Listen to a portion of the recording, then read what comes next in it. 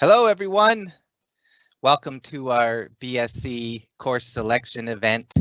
My name is Rob Guthrie, and I'm one of the BSc program counselors. I'm joined live today with another one of our BSc program counselors, Bonnie Lasby, who you will all get to meet in a few minutes. Behind the scenes today, we also have the entire team in the BSc Academic Counseling Center, and they will be working away in the written chat to answer any questions that you may have. We're hoping to have a very informal event today. Bonnie and I have just a few slides that we would like to share with you. You may hear us talking back and forth, and then at the end we'll have plenty of time to answer any questions that you may have. To begin with, we would like to acknowledge that the University of Guelph resides on the lands of the Between the Lakes Treaty Number 3, the territory of the Mississaugas of the Credit. This land is part of the Dish with One Spoon covenant between Indigenous nations to live peaceably on the territories of the Great Lake region. We recognize that this is a gathering place and home to many First Nation, Inuit, and Métis people, and acknowledging them reminds us of our responsibility to the land where we learn, live, and work. I'm now going to pass it over to Bonnie, who will take over for the next few slides. Bonnie, over to you. Hi everyone, I'm Bonnie Lasby. I'm one of the BSc program counselors. I want to tell you a little bit about the BSc Academic Advising Center, who we are and how to get in touch with us. So some of you may have seen the term program counselor and wonder what that means. You can think of us like guidance counselors in your high school. We help you navigate through your degree program. So we meet you at the beginning of your program here in first semester, and hopefully we get to shake your hand and hand you over your piece of paper called your parchment when you are eligible to graduate. So if you have questions along the way, we're here to help you with a lot of those questions. If we can't provide the answers, then we can direct you to where you can find the answers. So who is in the BSc advising team? There are 5 program counselors and 2 academic assistants. So Rob's talked to you already. Along with myself, we have Kelly Lucas, Deanna Lundmark, and Cheryl Masovic, and they're all answering questions. And they may pop on later to talk to you as well, but they are here and they are available to help you. We also have 2 academic assistants, Wendy Cudmore and Erin Campbell, also here with us today. So how do you contact us? Well, as you probably know, right now we're working remotely, so we're all in our comfortable little home offices working away. At some point that will change. In the fall, we will have a presence on campus. And as things improve with the pandemic, then you will find more and more of us on campus until at some point, hopefully in the not too distant future, we are back on campus like we were prior to the pandemic. For right now, the best way to contact us is the email address that you see on your screen, bscweb@uoguelph.ca. Erin and Wendy tend to answer those emails and we'll direct them to the program counselors as they see fit. A very important source of information is our website, so bsc.uoguelph.ca. There's a lot of information at that site for future students, so you might have seen it before you even joined us as a student. But for current students, there's all kinds of information. We'll tell you throughout the presentation what sort of things we have there. But that website is a great first place to start if you have a question. You'll find a lot of answers on that website. We also have a chat function on our website that is active during business hours. So until we resume a heavier presence on campus, if you want to talk to someone or you want to communicate in sort of real time, that active chat is a good place to contact us. So now I'm going to turn it back to Rob for a bit.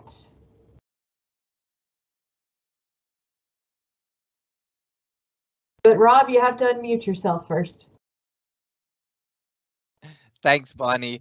The number one task that needs to be taken care of now for new students particularly is to get registered in your courses for the fall 21 semester.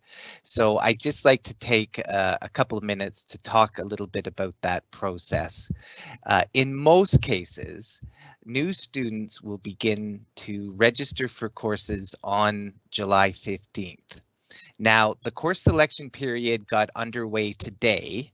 Today is the very first day, but not all students are able to register at the same time. Our system would just simply become overloaded if that was the case. So we use a series of windows that determine when each group of students can begin to register. So senior students, those that are moving into fourth year and beyond, are registering for courses first, and then we'll move through a series of windows until we get to the new student window, which again is opening on July 15th. So there's still plenty of time to get organized and registered in your fall 21 courses. Once that registration window opens, it stays open, okay? And students can continue to register for courses and modify their course sections all the way until September 17th this year. So there is lots of time still to fine tune your class schedule, okay? All the details that new students need to know about which courses are appropriate to take for your specific major are given in the new student registration guide. All right, and you can find a link to that guide on our website, bsc.uoguelph.ca, and I expect that probably the registrar's office here has also sent you the same link to that information. Okay. One point that we always like to impress upon students, if something happens and you're trying to register for one of your required courses for your major, and you discover that all of the sections for the entire course, so all the different available time slots, if you discover that they are all showing as full, please don't panic, okay? Sometimes it takes a little while for us to do the work in the background to get additional spaces opened. Okay, and so if you find that, just hang tight for a little bit, continue to monitor things in WebAdvisor or the student planning system, and watch for more spaces to become available. It is really important this year that students also pay attention to how courses are being offered. So because of the impact of COVID-19, some of our courses are still being offered in a remote fashion, okay, and that includes what we call synchronous remote. That is for a situation where you are expected to be online during the scheduled class times.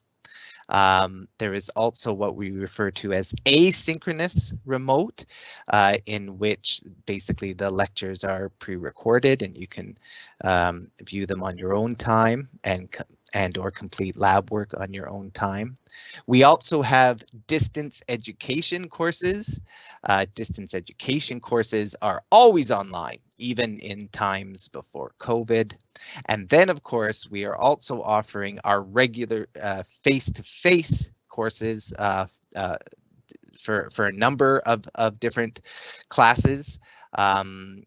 There may be that the entire course is face-to-face, both lecture and lab, or there may be that there is one component that is offered remotely and another component that is offered face-to-face. Okay, the university is really working hard to offer as many face-to-face opportunities as possible, although there are still some courses, even some required courses that are being offered remotely. We would also ask, please, that you be aware of course conflicts. So this is when courses are scheduled to overlap with each other. Our system does allow course conflicts, but of course it's very difficult or impossible to be in two different places at the same time. So please pay attention to the scheduling of your courses. Probably one of the most common questions that we get in the BSc Academic Counseling Center is what elective I should take. And we will all tell you quite honestly that an elective is just that. Take whatever interests you. There is no right elective. Most of our majors, not all, but most of our majors will be taking an elective in their first semester, but there are some majors that will already have the maximum number of required courses that that will be taken, and so will not take an elective in first semester. Again, those details are given in the new student registration guide. If your major does have an elective, then you're certainly welcome to take any course. Most students will take what we call a liberal education elective in their first semester, and you can see up on your screen now there's some examples of all the various types of courses that are that are possible to take as a liberal education elective. So truly a wide selection for you to choose from. I would like to mention one special type of elective course that we have available called the first year seminars, and they are all listed under the code UNIV 1200. You can see that listed in the upper right corner of this slide. UNIV 1200 seminars are restricted only to students that are in first year. So first year is your only opportunity to take one of the first year seminars, and you can only take one. So if you take a UNIV 1200 in the fall, you would not be eligible to take it again in the winter. You can only take one first year seminar. The seminars are arranged with very small class sizes. I believe somewhere usually around 18 to 22 students in each section. So you really get some one-on-one experience. Each section, there are a number of different sections listed under the UNIV 1200 course code. Each section is a different topic, and you register only for one section and you study that topic for the entire semester. UNIV 1200 will always be applied towards your BSc requirements as a liberal education elective, and that's regardless of what the topic is. Okay, so even if the topic may sound like it has some science content, it would actually still be applied as a liberal education elective. You may also find that some elective courses have restrictions in place. So restrictions mean that the course may only be open to students in certain majors or programs, but often restrictions do get removed, and so you can keep watching those courses and see if you can grab a spot. And in the meantime, you may want to choose an alternate course, which again you can adjust going forward. All right. And for those of you that are interested in finding out more, when you bring up a course in the new student planning system, you'll be able to see a course description, and that'll tell you a little bit about the content of the course. And then as we move forward to the start of the fall semester, the course information system, which is called CourseLink, students will also be able to access their course outline for the class. So course outline is also sometimes referred to as a syllabus, and it will contain a great deal of information about the course, much more detailed than what you would find in a brief course description.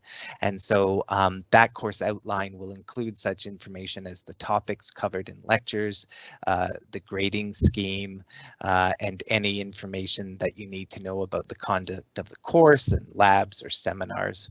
And all of that information in the course outline will be available to you at the start of the semester on our course link system. And I'm going to hand it back to Bonnie for right now. So to be eligible for admission to a Bachelor of Science program, you needed to have 2 of the 3 sciences. So out of chemistry, physics, and biology, you needed to have 2 of those at the grade 12 level. But in first year university, you're going to study all 3 of those subject areas, as well as math, so elements of calculus or calculus, and an elective. So what happens if you only took 2 of the 3 sciences? If you took all 3, great, but if you just took 2 like you were required to do, no worries, we've got the plan for you. So the most common course that students, or most commonly, let me say, students don't tend to take grade 12 physics. So in that case, you would take Physics 1300 in the fall. And for students who do have grade 12 physics, they would take Physics 1080. Now, I do want to point you again back to the BSc advising site. There's something called the revised schedule of studies. So if anyone needs to take one of these grade 12 equivalents, on that revised schedule of studies, we give you a plan on what to take in second semester and beyond. If you look at the undergraduate calendar, it assumes you have all of the grade 12 courses. But we know that's not the case. So please refer to the revised schedule of studies on the BSc advising site, and it'll help you plan your future courses. The first year biology courses are a little bit different than the chemistry and physics. So if you don't have grade 12 biology, contact us, contact one of the program counselors. You can go through BSc web at uofguelph.ca and talk to us about your options, because there are options for the first year biology courses.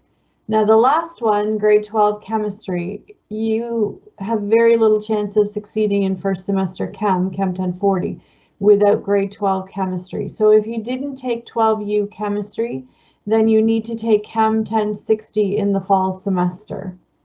Okay, so that covers the 3 first year sciences. So let's talk about some useful links. We as program counselors are here to assist students. It's very, very important that when you are contacting us or anyone else at the University of Guelph, that you use your University of Guelph email account. It's the only official email form of communication for Guelph students.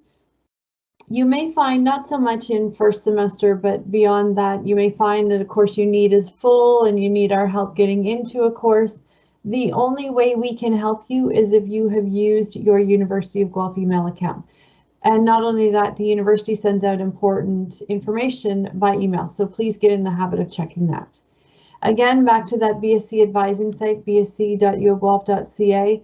There's so much important information in that site. It's very important that you check it periodically.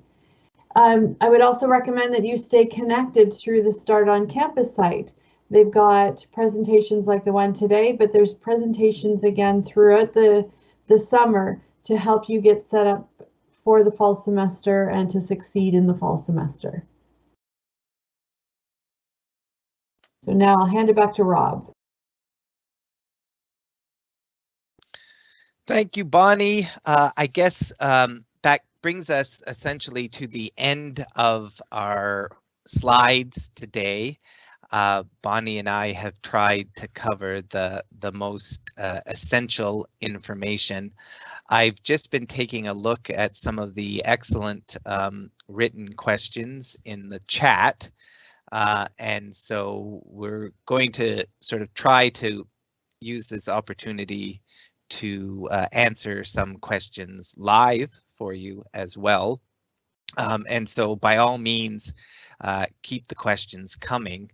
One thing that I noticed quickly in the written chat, there has been a number of questions about space availability. And one thing I would just like to note is that we usually do not make all of the available spaces in a particular course available all at the same time. And so some of you may be seeing courses in WebAdvisor and student planning that are already full.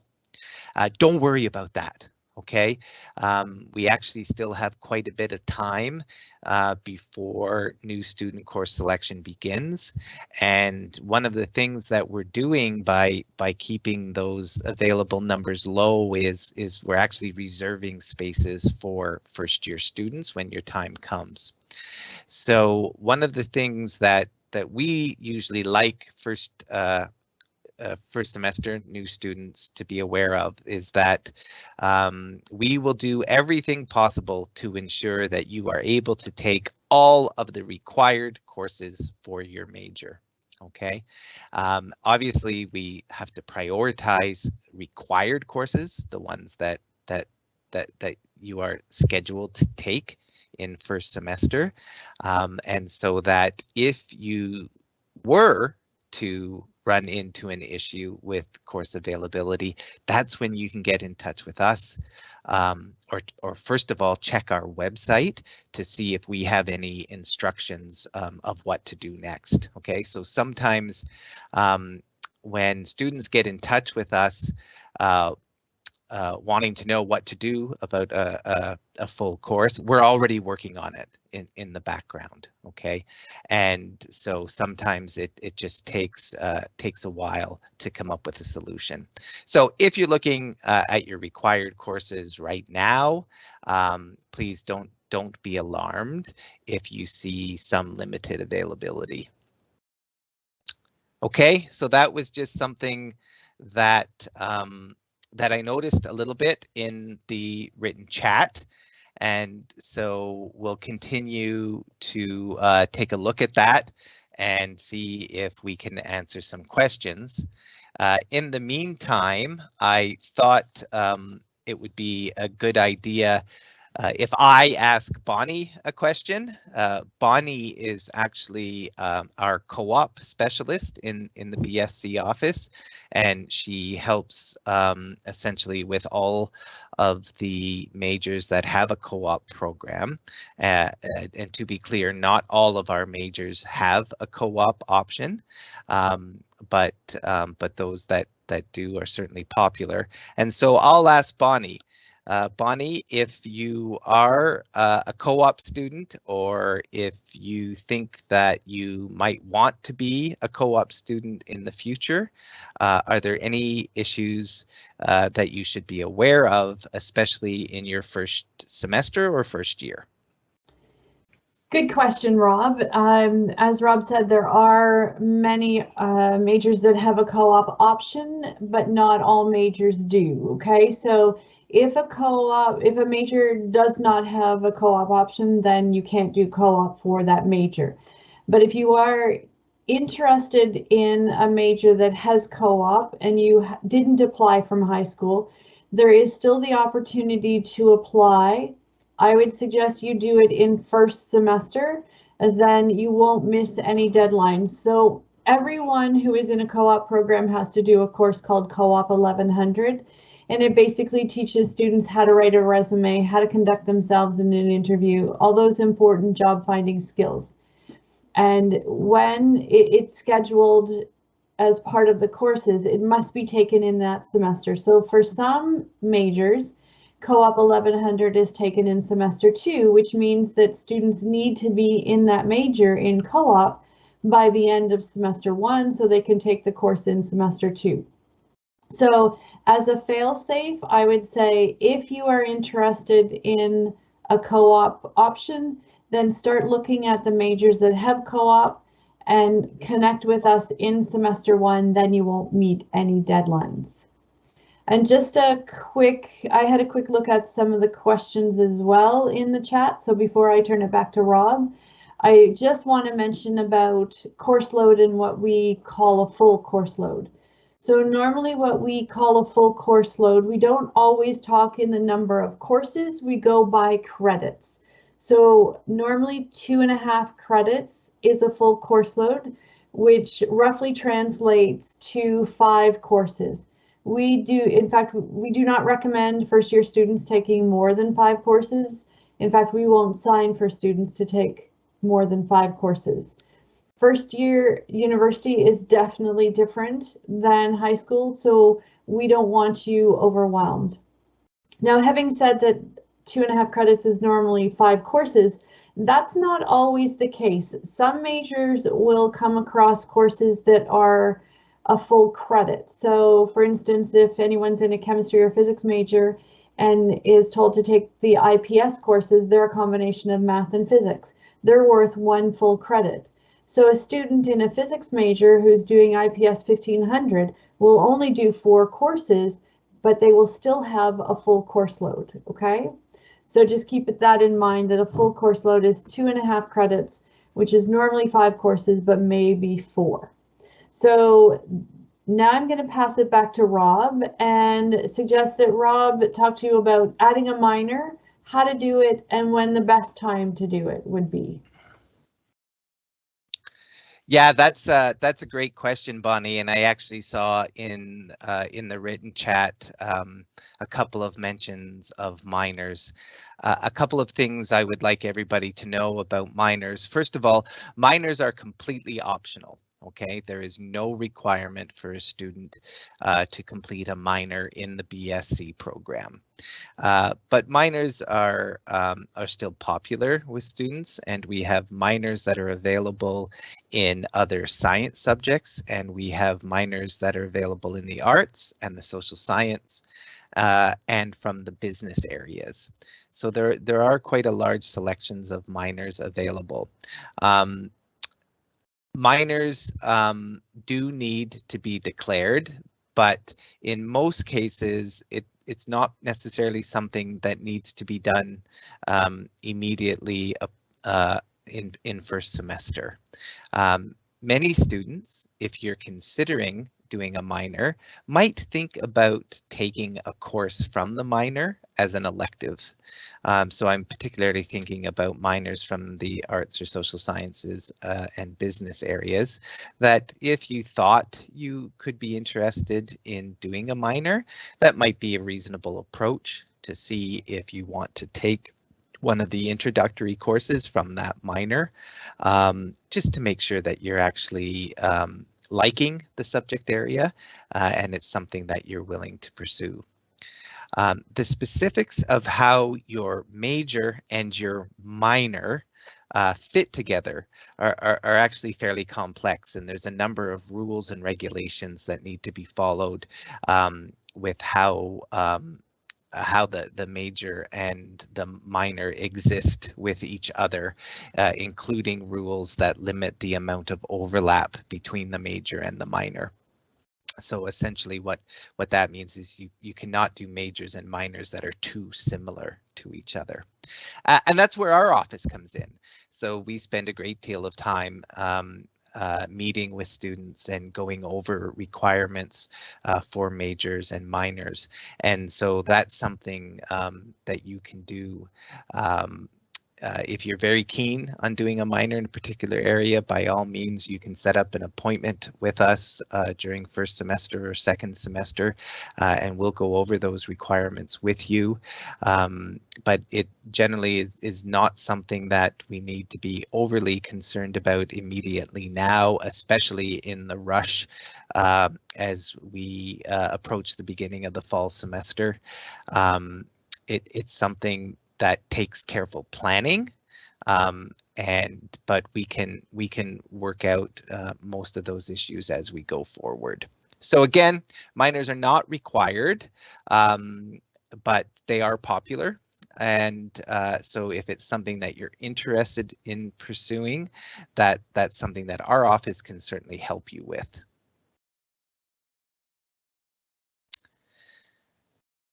So I'd like to just jump back in here for just a minute and go back and talk about the first year physics courses. Just to clarify, because I've noticed some questions in the chat, everyone in the BSc program is required to have 1 full credit in physics by the end of their degree program, which is normally 2 courses, okay?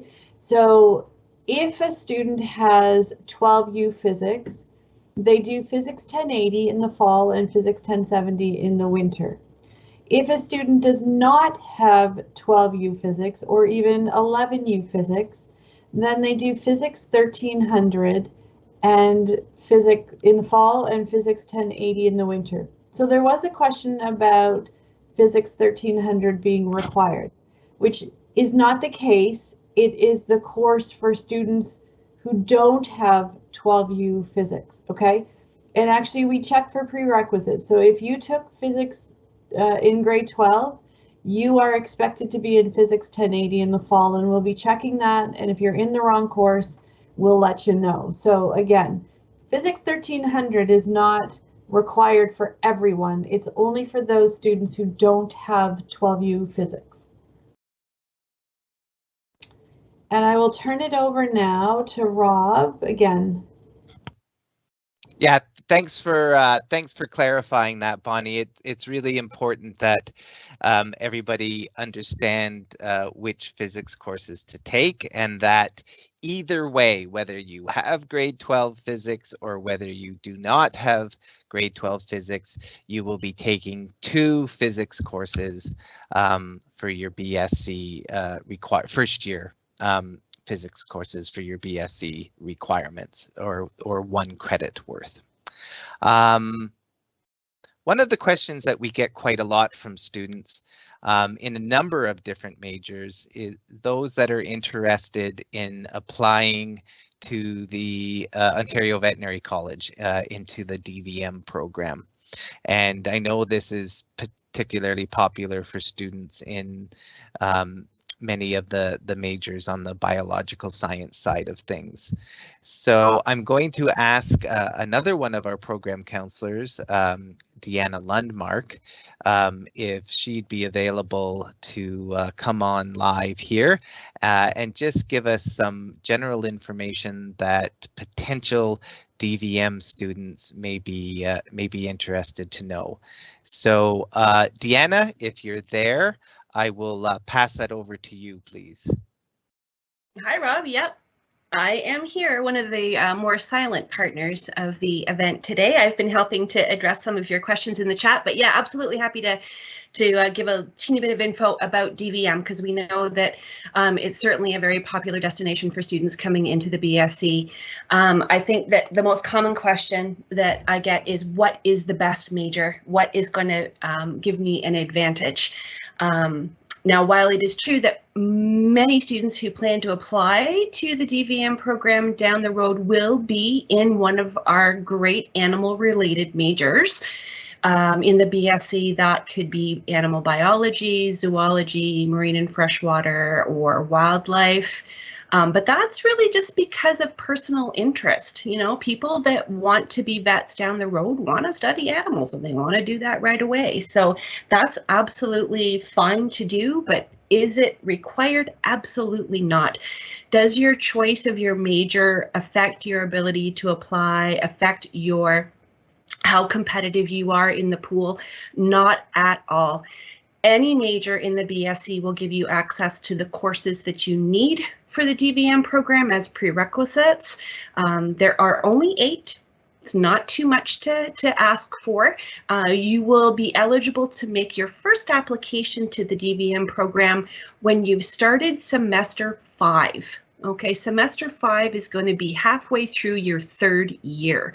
So you're going to have a lot of courses under your belt by that time.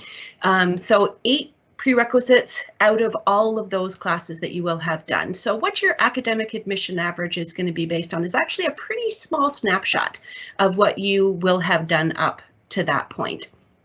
So really the key takeaway is to be in the major that you are interested in most, whether that is one of our animal related majors, or maybe it's something such as nutrition or genetics, or our most flexible major, which is biological science. There is no major that's going to make your application more competitive than any other.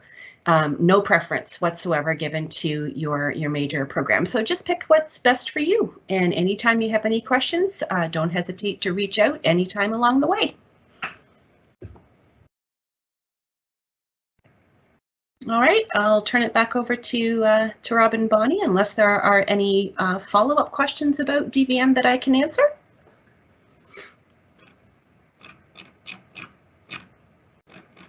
Thanks for that, Deanna. That was a big help. Really appreciate you coming on. I have been kind of zooming through some of the questions here, and one of the things that I realized we forgot to clarify, and so it's a very good question, that at this time we are only registering for fall semester courses. Okay, so the winter semester course selection will take place either in October or November. So we're not even thinking about winter course selection right now. We really want students just to be focusing on getting things settled for their fall semester. So I'm sorry, that's something that we should have clarified earlier on. It's only for the fall semester at this time.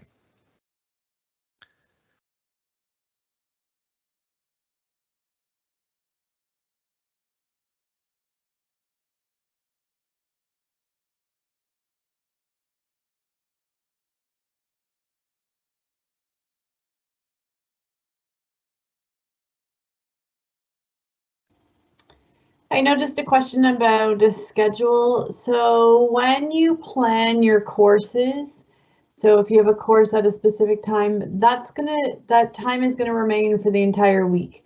So when you're planning your courses, you're planning for the entire semester. The only thing that's likely not in that schedule at this point in time is tests, midterms, and final exams. But if I am doing a chemistry lecture Monday, Wednesday, Friday at 12:30, then every Monday, Wednesday, Friday, unless we have a stat holiday, that lecture, you're going to attend that lecture at that time every day of the week, every day for the entire semester. Okay, so you're not planning week by week, you're planning for the semester.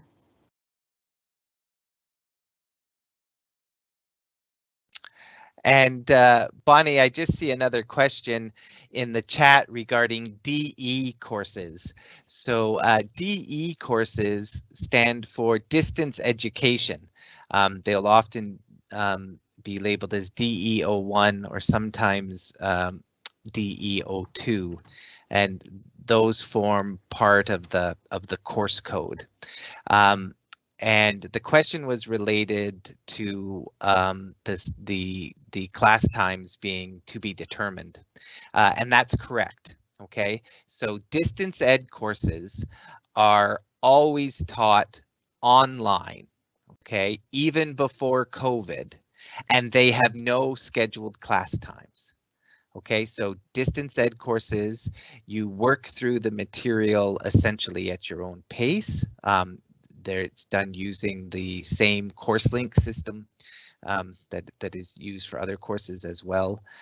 You may have, certain deadlines that you need to meet at certain points in the semester in order to keep you moving through the material, but DE courses will have no scheduled class times. So you don't have to worry then about those courses conflicting with other courses on your class schedule.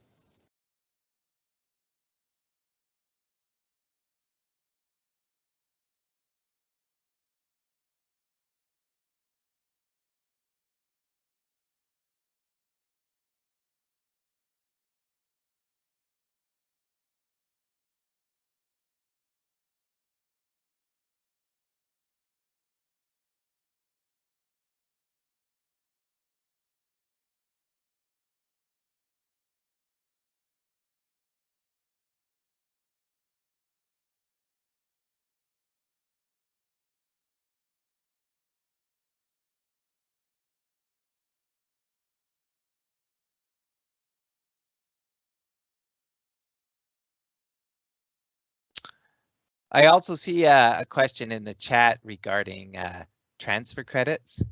And I just wanted maybe to mention those really briefly. There may be some students listening to this event that have received transfer credits, often from advanced placement AP courses taken in high school, or if students have completed the IB International Baccalaureate program, you may be eligible for transfer credits, and those are handled by admission services. So if you have questions about how those transfer credits get granted, then by all means you can follow up with admissions directly.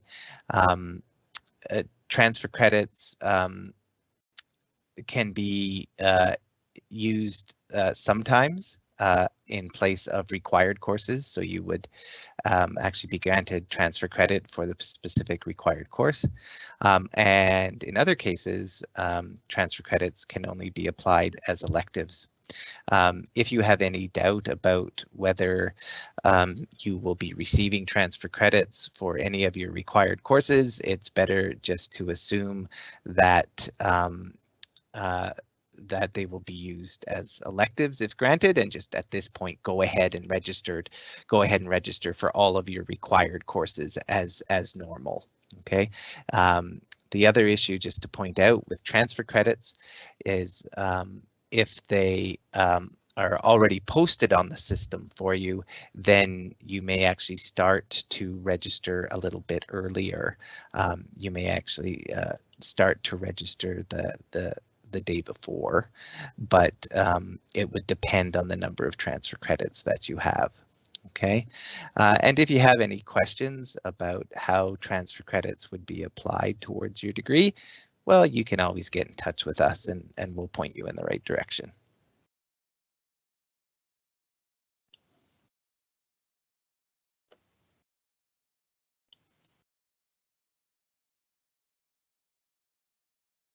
I'm just taking a look actually at the course selection windows, and in most cases, if you received just a course or two of transfer credit, that is not going to affect your course selection window.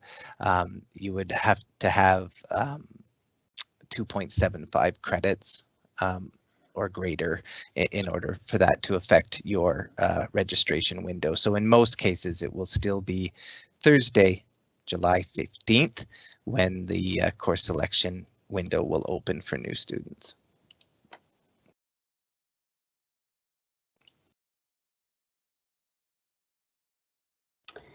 There was a question about the Co-op 1100 course, so it teaches students how to write a resume, that sort of thing. We discussed that earlier. It is restricted to co-op students only, but for anyone who is interested in learning those skills but not in a co-op major, there is a UNIV course, UNIV 2100, which is career ready, develop your future. And so students that are not in a co-op program can take that UNIV 2100 and have it count as a liberal education elective. So it's a good elective to consider.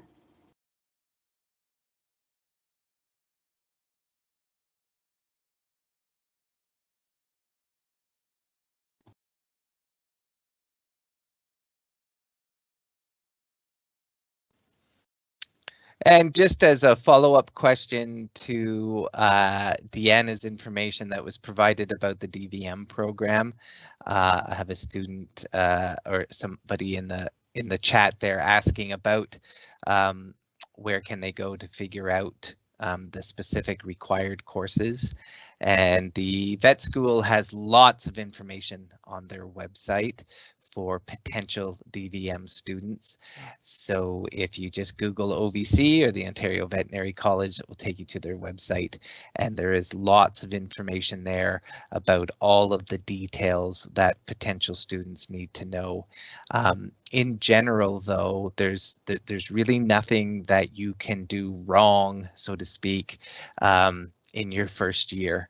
So if you simply follow the regular course requirements for your BSc major, then you are doing the right thing as far as a potential application to the DVM program in the future.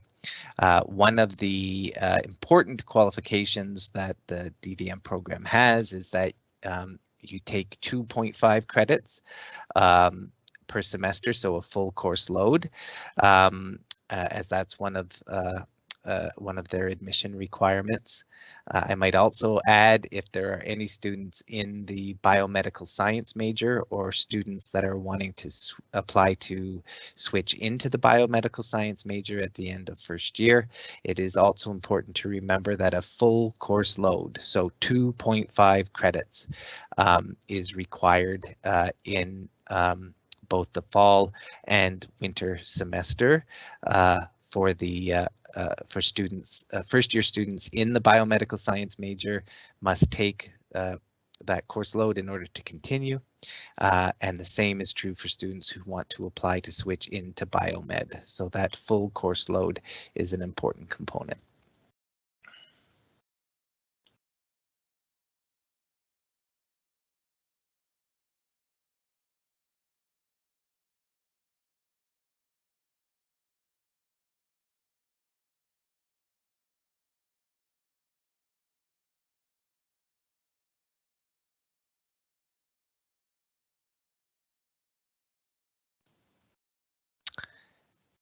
And just looking through another question, another really good question in the written chat from a student who has an IEP in high school.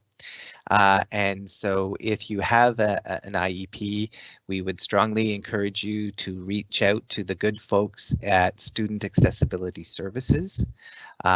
So if you just search on SAS, that will usually take you directly to their website, and they have a lot of really important information for new students that will be looking to register with Student Accessibility Services to discuss their educational needs and to put a plan in place for any accommodations that are warranted.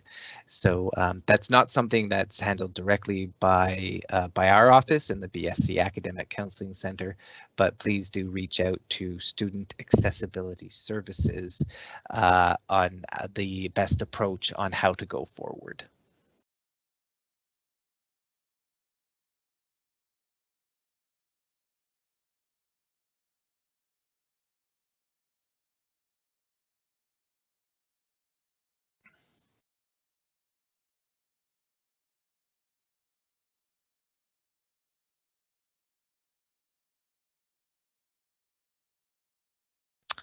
And I also see a question in the chat.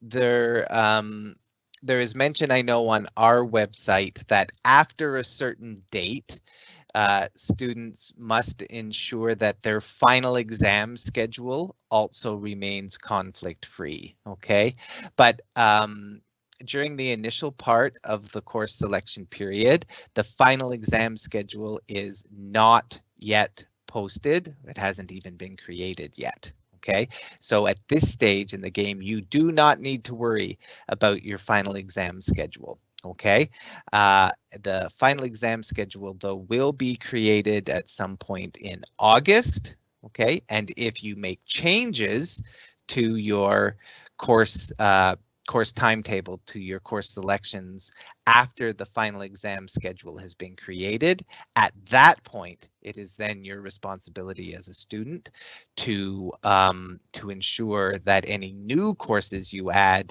does not have the final exam scheduled at the same time as one of your other courses. Okay, but one of the advantages of registering for your courses quickly is that you don't have to worry about the final exam schedule at this point. Okay, but once it is posted, I believe in mid-August, at that point then it will be your responsibility to ensure that the final exam schedule, which will happen in December, the final exams take place in December, be your responsibility if you make any changes to ensure that everything is conflict-free.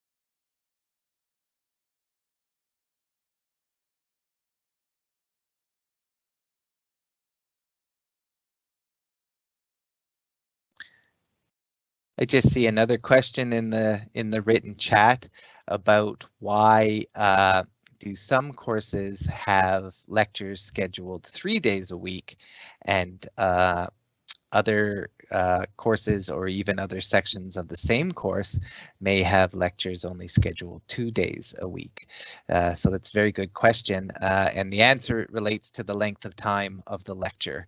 So courses that have lectures, for example, scheduled Monday, Wednesday, Friday, will normally have lectures that are 1 hour in length. And when I say 1 hour, I actually really mean 50 minutes, 50 minutes, as there is always 10 minutes scheduled between classes, minimum of 10 minutes scheduled between classes. So so Monday, Wednesday, Friday lectures usually will be 50 minutes in length, and then lectures that are 2 days a week, usually Tuesday, Thursday, will be an hour and a half in length, or really an hour and 20 minutes in length to allow for that 10 minutes between classes. So good question.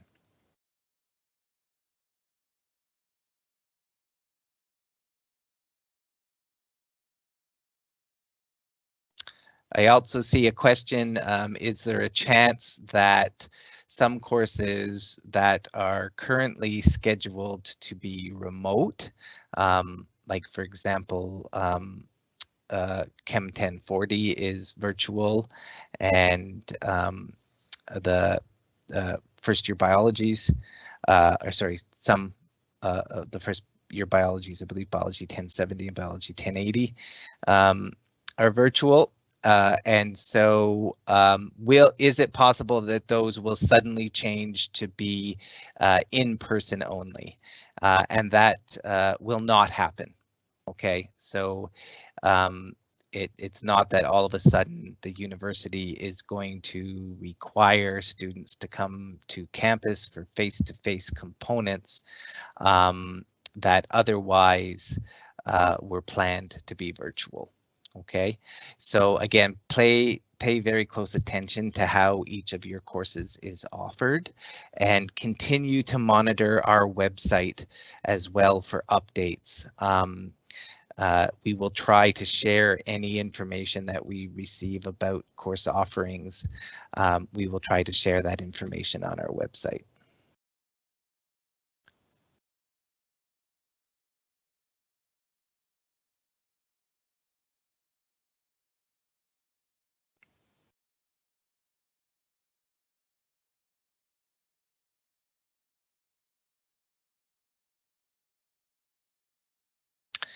I see another question there about the difference between courses that are listed as AD/S, so ADS courses, virtual, and ADA remote courses.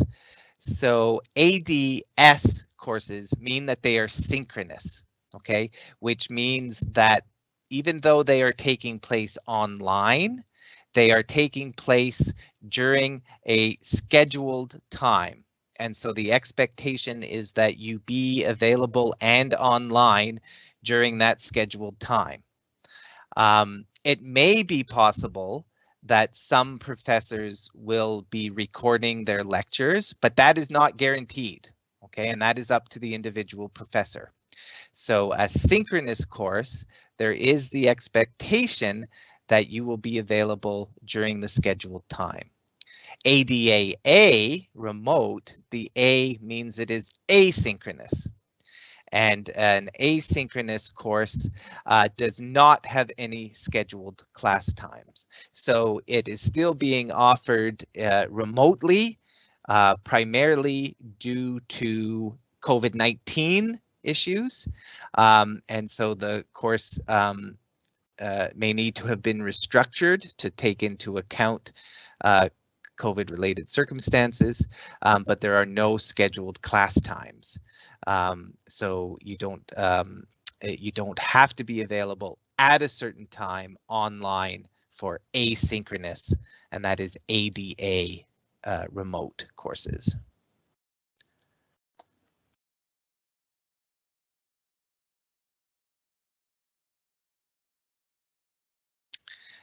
just a couple of additional questions I see here. One about where do they go to find the required courses for their major. All of that information is available in the new student registration guide if you're looking for first semester courses, and in the undergraduate and also in the undergraduate calendar if you're looking for the full schedule of studies for all 4 years. And you can find links to all of those things quite easily on our website. Okay, so the website again is bsc.uoguelph.ca. Okay, all kinds of information there. Okay, and if you have any other questions, by all means, you can reach out to us at the BSc Academic Counseling Center, and that is using the email address bscweb, so bscweb@uoguelph.ca. And just like to remind everybody that when you're communicating with our office or with anybody at the university, if you could please always ensure to use your University of Guelph email address. Okay. In some cases, if you attempted to contact us, you know, with Gmail or Hotmail or whatever other accounts you might have, you may not receive a response at all. Okay, so please, when contacting us, always use your University of Guelph email address.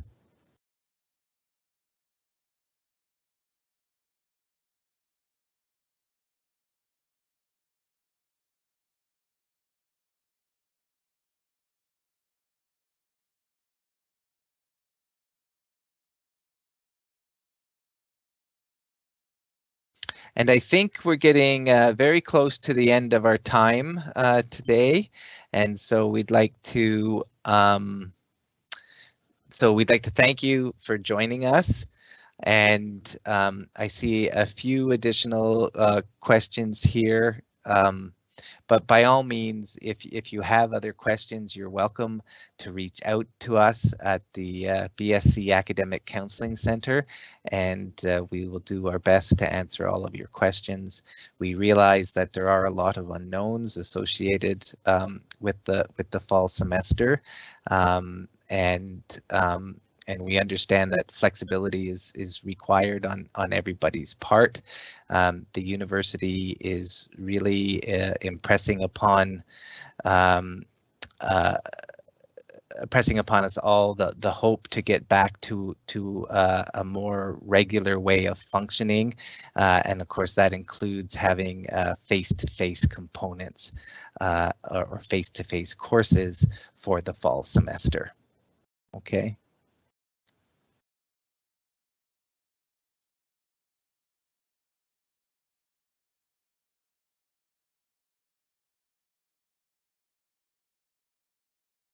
I see another question here related to a student that would like to apply to med school in the future, and is the biological science major an appropriate choice? And absolutely, the biological science major is a very popular choice for students who want to pursue medical school and all types of additional professional programs, especially because it is so very flexible.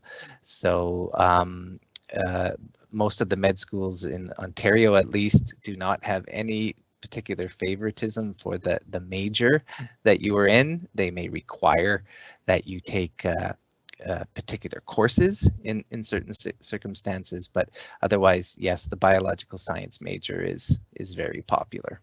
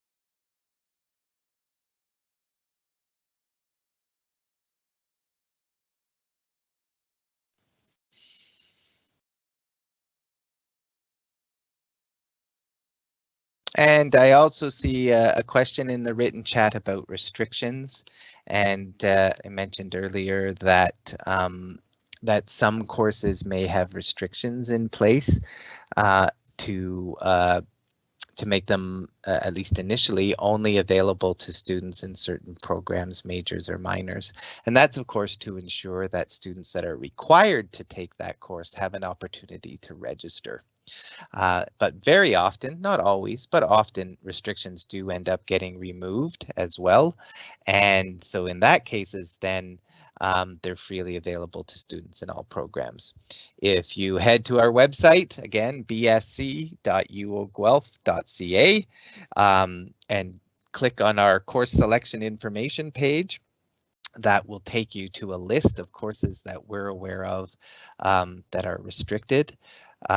Those are primarily science courses, but there may be a limited amount of information on other courses as well.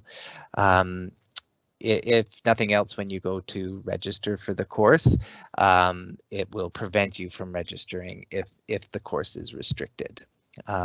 Good news is that there are a number of courses that are restricted to first-year students, so that that's done in attempt to make sure that first-year students will certainly have an opportunity to register in their courses. Okay, so restrictions are not always permanent. Okay, if they are permanent, they will be listed in the course restriction as such. Otherwise, restrictions that can come on and off, depending on how course selection is proceeding, will be listed as priority access courses. Okay.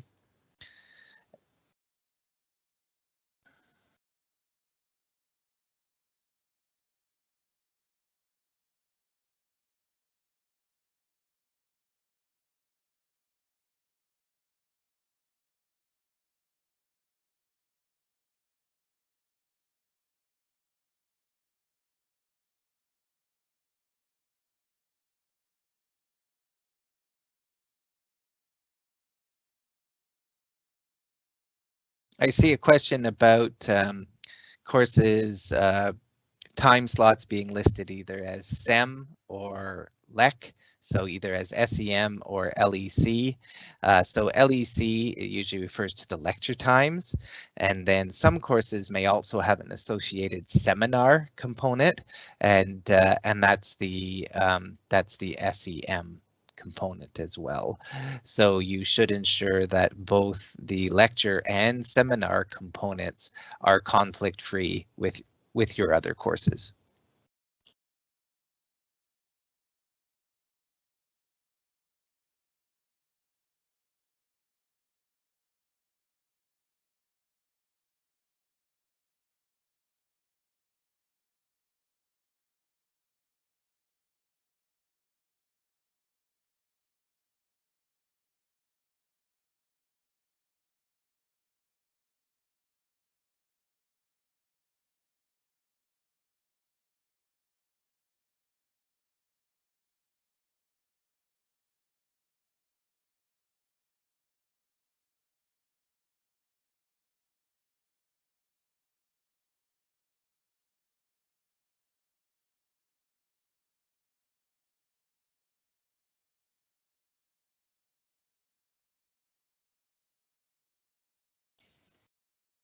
I see another question in the chat related to requirements for liberal education electives.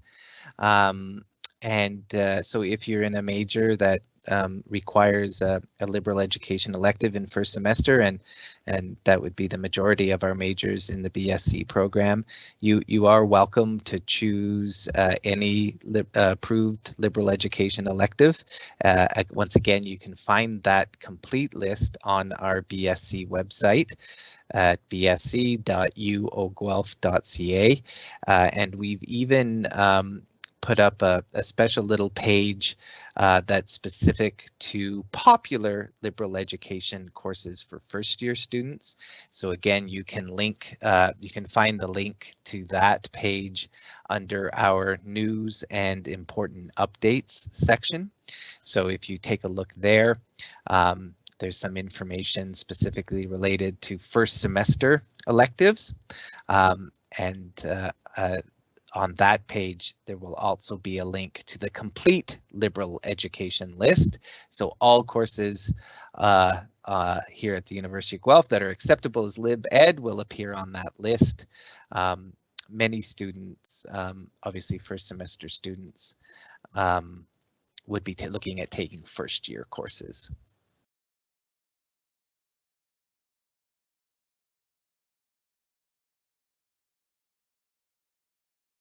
And I'd just like to remind everybody that if you have any questions that we haven't been able to answer today, you are always welcome to get in touch with us at the BSc Academic Counseling Center using our general email address of bscweb@uoguelph.ca.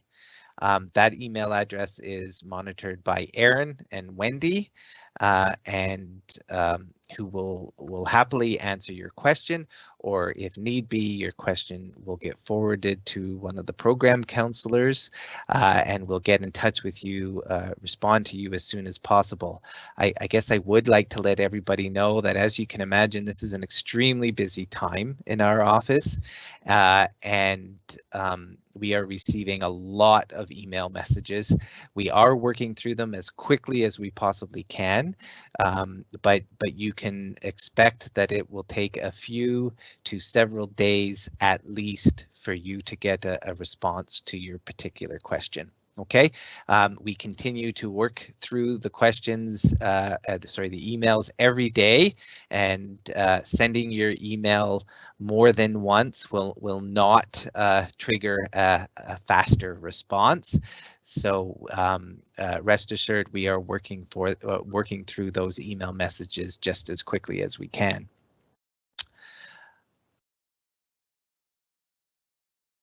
And I'm just looking at the time. We're now about 5 minutes to 4.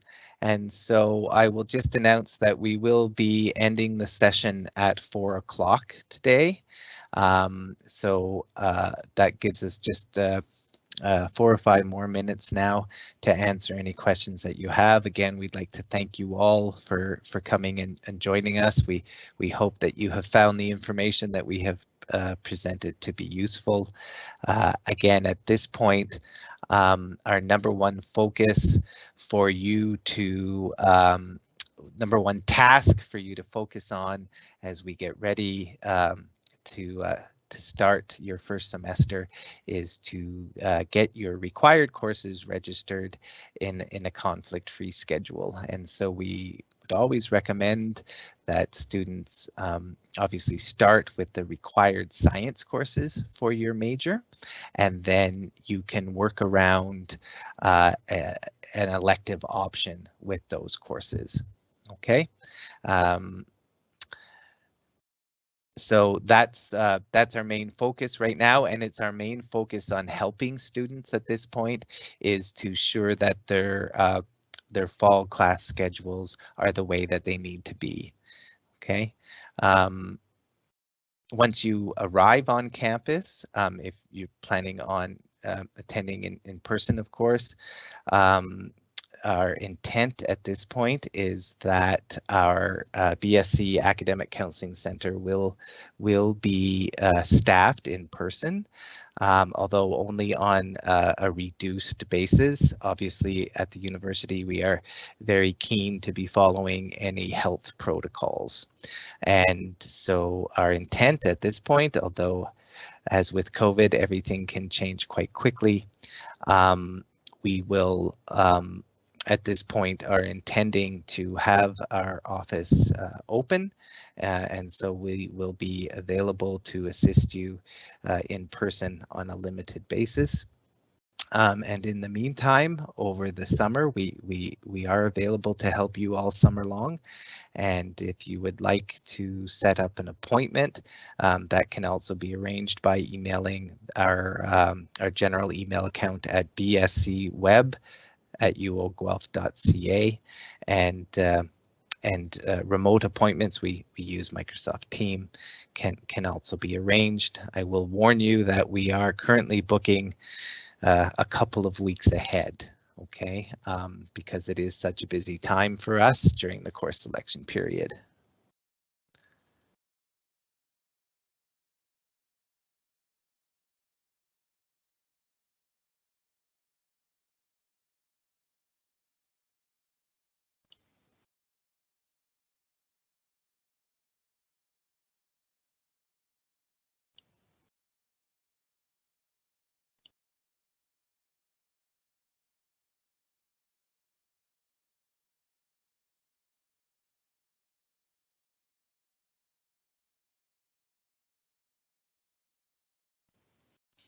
And I see an important question again in the chat asking about office hours and whether the professors still have office hours available when courses are offered remotely or asynchronously, or even by distance education. And yes, please, we would like to emphasize that there is plenty of help available for students in their courses. The university has a number of really fantastic resources that are available to help. And just because the course may be offered remotely or distance ed does not mean that help is not available, okay? So help is absolutely available regardless of the format of the course. So whether the course is face-to-face, in person on campus, whether the course is distance ed or offered synchronously or asynchronously remotely, there are plenty of options available for students that need to seek help, including, and often most importantly, directly from the professors themselves during their office hours.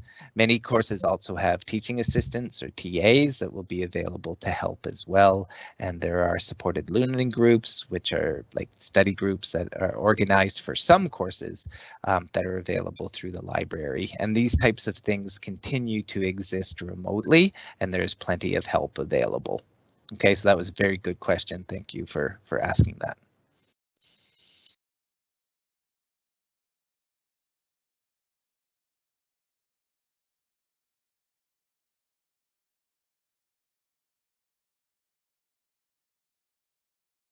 Okay, everybody. Well, again, thank you very much for joining us today. It looks like we have now reached the 4 o'clock, and so we are going to end our session.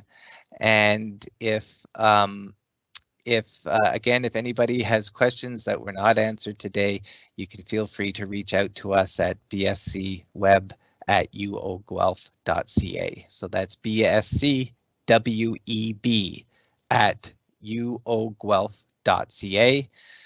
Thank you very much for coming.